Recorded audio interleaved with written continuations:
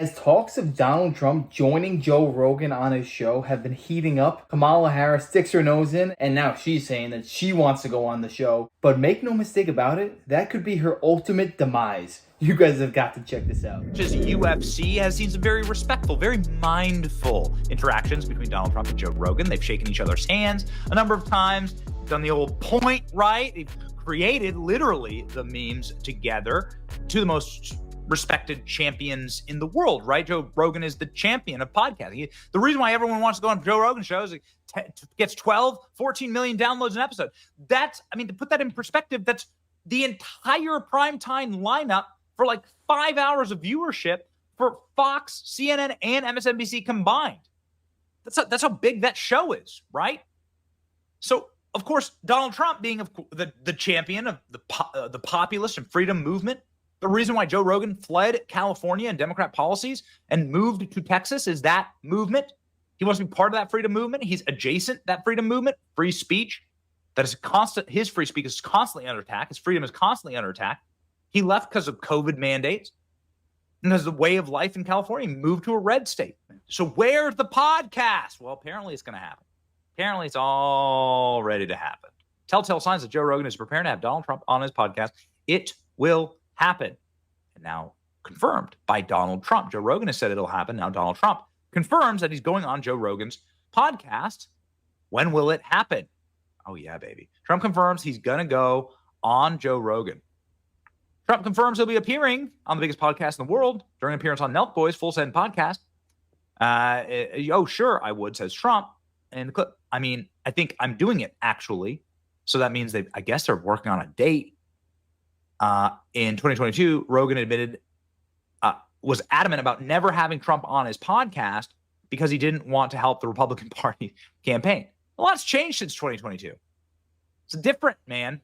It's different. It's a different world. Make no mistake about it, if Trump goes on his podcast, that is 50 million views right there. He will easily surpass Joe Rogan's most viewed episode of Elon Musk. I think that was 30 million. He's easily trumping that. Because for those of you who don't know, Joe Rogan is essentially this generation's Johnny Carson. People would always tell me, you go on Johnny Carson, that's essentially you making it. And that's what Joe Rogan is today, except he has all the power. Back then it was all network executives picking who goes on the show. This is pretty much just Joe Rogan and Joe Rogan only making this call. To be honest, I'm kind of saying it's about damn time. He should have had him on the show years ago. If Rogan had never invited Trump on his podcast before Election Day, a lot of people would be furious at Rogan, and myself included.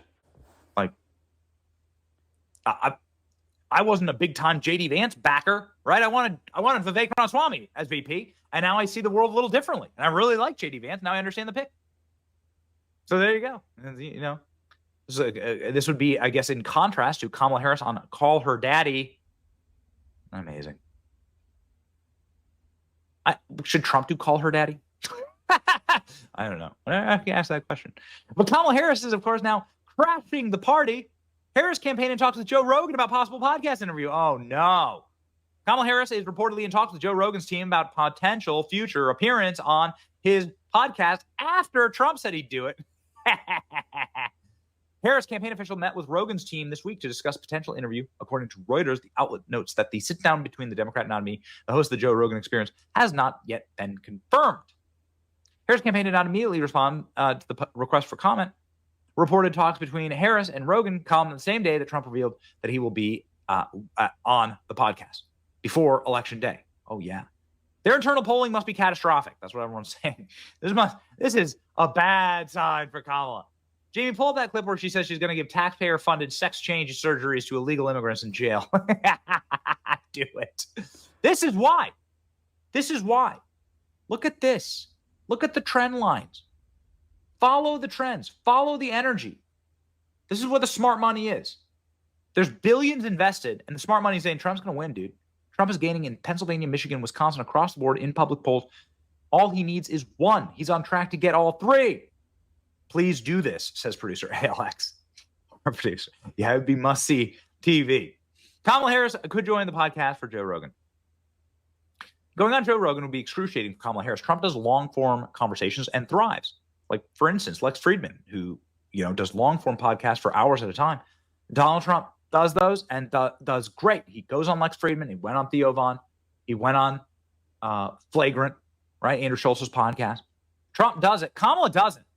Kamala wouldn't be going on Joe Rogan if she was really winning. The reason Trump thrives in these scenarios and Kamala crumbles is because Kamala doesn't stand for anything herself. She's merely a figurehead. She's a puppet that has to regurgitate what she is told to say. Donald Trump actually believes the things that he stands for, and he could talk about that for ages. He could talk about us getting ripped off on trade deals all day long, our national security, the economy, our safety at the border. Like, he could talk about this all day. Kamala doesn't know what to say because she doesn't know where she stands. So the sheer fact that she's even considering going on Joe Rogan goes to show their campaign is just throwing a Hail Mary and hoping for the best. But I'm telling you right now, if she goes on Joe Rogan, that ball's getting picked off and returned for a touchdown. Because the only way she'd walk out of that successfully is if Joe Rogan helped her out and handed her the questions and didn't push her on stuff, which I do not think he would do. It would be.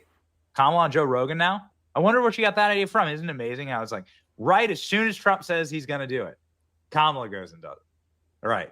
Kamala talks about her Glock and shooting home intruders. She's going on Fox and maybe Joe Rogan after hiding in her boudoir for months. Tim Walz is clumsily trying to shoot a shotgun on a camera and loading it in his crotch. Blue state Senate candidates won't be caught dead near Kamala. Obama and Clinton are hitting the trail, but sound defeated and are campaigning actually against Kamala. These are not the moves of a winning Democratic candidate. They are desperate attempts to peel away votes from Trump, and nobody is falling for it. Kamala Harris is going on Fox News. The electoral map of Kamala Harris goes on Joe Rogan. That's pretty good. Look at this. VP Kamala sits down with Brett Baer on Fox News for the interview. We want to hear from you. What will you ask VP Harris? When did your husband stop beating his women? That's a pretty good question, Harmeet. Ooh, boy. Gee whiz. Man. Oh, man. This is an important clip from Joe Rogan to Charlie Kirk. He suggests that Kamala may win simply because of wall-to-wall propaganda from the media. It all bothers me, he said, the fragility of the human mind. People are giving into the BS in a way I've never suspected people would before. Well, be careful, ladies and gentlemen. I will tell you that Joe Rogan has been a harsh critic of Joe Biden. Joe Rogan has not endorsed Kamala Harris. That was fake news. Joe Rogan, however, has been called a racist by the corporate media. They changed the color of his face during COVID. They actually changed his appearance. Like, these people have been horrible to Joe Rogan. Joe Rogan should not give Kamala Harris a pass or an easy interview. These people have savaged Joe Rogan and tried to destroy him, like naughty jokes that he told. And the guy's a comedian, right? So yeah, I don't have like right here. This is what Joe Rogan posted on Instagram. Joe Rogan posted this on Instagram. You can see how CNN changed his face. Changed his face. And this is the Kamala Harris White House, they ran these ops, right? So you should ask about this. It's funny how when they need Joe Rogan, they'll attack Joe Rogan, try and deplatform him. When they need Joe Rogan, they go running. They go screaming to his audience. Oh, please, love us, love us, love us. Joe Rogan doesn't love you.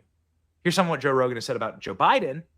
And this sure as hell better make it into the podcast. We know it will with Trump.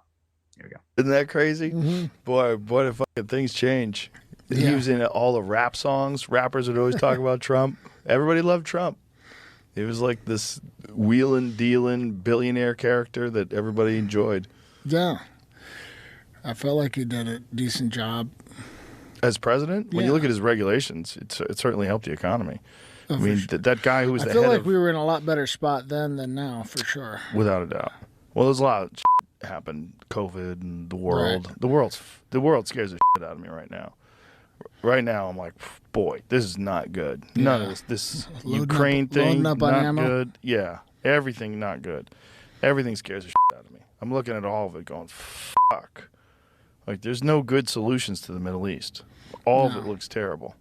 And the Ukraine thing looks terrible. It just scares the shit out of me because it's just like all it takes is one person to fucking launch a nuke and the world changes forever. Right.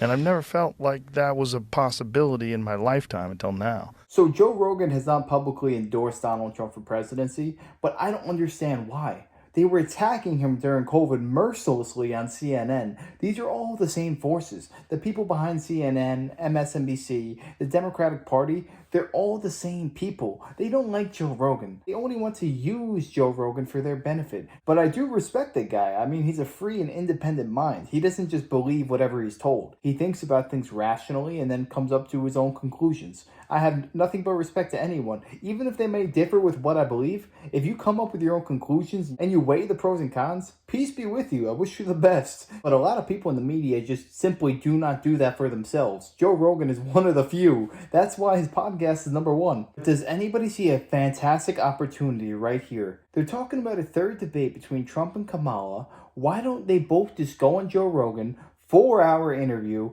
just them and Joe Rogan. Joe Rogan kind of asks questions. He gets both of their opinions. And he'll stop one candidate if they're going past the line. That would be a fantastic idea. I don't know why this isn't being proposed. I think I do know why, because Kamala's people will never let that happen. But just think about what a benefit that will be for the American people. If they had those three sitting down in a room 4 hours, nobody's leaving until the time's up. I think Rogan would do it. I think Trump would do it. I don't think Kamala would. But yeah, let me know your thoughts on this down below. Do you think that something like that will ever happen? Or do you think either of the candidates will go on Joe Rogan individually? Let me know. I'd love to hear your opinions. And if you enjoyed, make sure to smash that like, comment, subscribe. And I wish you guys nothing but the best. Till next time.